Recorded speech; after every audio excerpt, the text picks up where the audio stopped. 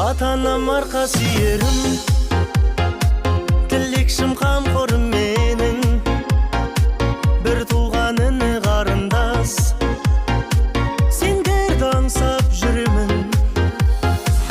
Отбасым мол қызым жарым, сендерге арналған барым, гүлденер думанды бағым, сендер деп атады таңым. Өз үйім ошағым